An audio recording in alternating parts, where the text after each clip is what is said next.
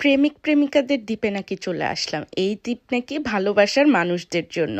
চলো আজকে ঘুরে আসি সেই জায়গা থেকে। হ্যালো, আসসালামু আলাইকুম, this is Mim from Mim's vlog. এমন এক জায়গায় চলে আসলাম, এখানে কিন্তু পায়ে হাঁটার বিকল্প কিছুই নেই। একমাত্র যানবাহন যদি বলা হয় সেটা তো হচ্ছে নৌকো, কিন্তু সেটা তো অন্য ব্যাপার। এখানে কিন্তু মানুষ পায়ে হেঁটেই পুরা দ্বীপপুঞ্জ ঘুরে ফেলে। কিন্তু এটা কিন্তু এত সহজ না ভাই। পিকচারে দেখতে যত মজা বা ভিডিওতে, হাঁটতে হয় কিন্তু বেশ। আর এই লাগেজপত্র নিয়ে হাঁটা সে তো আরও ভয়ঙ্কর। কিন্তু থ্যাঙ্কস টু মাই দেবর ওরা ছিল, তাই কাজটা অনেক ইজি হয়েছে।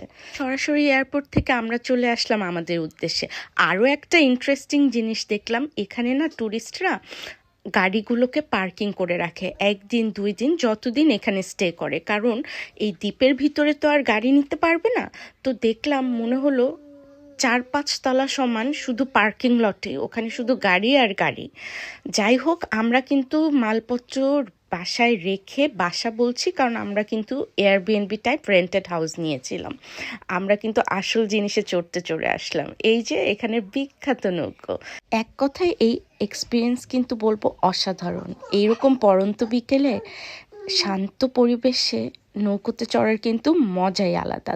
তবে ওই যে প্রথমে বলছিলাম, আসলেই প্রেমিক প্রেমিকাদের একটা জায়গা। এই যে বিভিন্ন নৌকাতে দেখলাম সুন্দর সুন্দর জুটি, কাপল, এরা কিন্তু ঘুরে বেড়াচ্ছে। শুধু ইয়াং জুটি না, এখানে কিন্তু অনেক বয়স্ক জুটিও দেখলাম। পড়ন্ত বিকেলে তারাও এই সময়টাকে খুব দারুণভাবে উপভোগ করছে। এই সুন্দর মুহূর্ত উপভোগ করতে কিন্তু বেশ কয়েকটা টাকা গুনতে হলো। যাই হোক, এটা তো ওয়ান্স ইন আ লাইফ টাইমের মতো এক্সপিরিয়েন্স, তাই কিন্তু উপভোগ করে নিলাম। আর এখানে আসলাম, এখানের দোকানগুলো তো যাব না, তাই তো হয় না। আমরা কিন্তু চলে গেলাম আর টুকিটাকি জিনিস কিন্তু আমরা কিনে ফেললাম। আমার মনে হয় না ইটালিতে এসে এমন কোনো মানুষ আছে যে এখানের বিখ্যাত আইসক্রিমের স্বাদ নেয়নি। যদিও এটাকে ওরা আইসক্রিম বলে না। তো মজা করে কিন্তু সেই জিনিসটা খেয়ে নিলাম। আর এত এত ফ্লেভার ছিল, আসলে দেখলে কিন্তু মনে হয় কোনটা রেখে কোনটা খাবো। ভ্যানিস সিরিজের এটাই কিন্তু আমার শেষ ভিডিও। এই ভিডিওতে তুলে ধরলাম ঘোরার সব কিছু, তাই মিস না করতে চাইলে এই ভিডিও কিন্তু দেখোই। ঘোরাফেরা তো অনেক হলোই, কিন্তু যেই জায়গাটায় আপনি ঘুমাবেন সেই জায়গাটা যদি শান্তির না হয় তাহলে কিভাবে হয় বলো।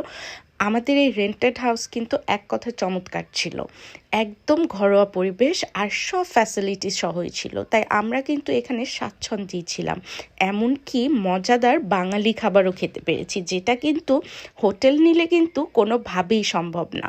আজকের ভিডিওটা ভালো লাগলে পাশে থেকে লাইক করো, শেয়ার করো। তাহলে আজকে কিন্তু গুটি গুটি পায়ে রওনা দিয়ে দিচ্ছি ফ্লোরেন্সের উদ্দেশ্যে। দেখা হবে সেখানে।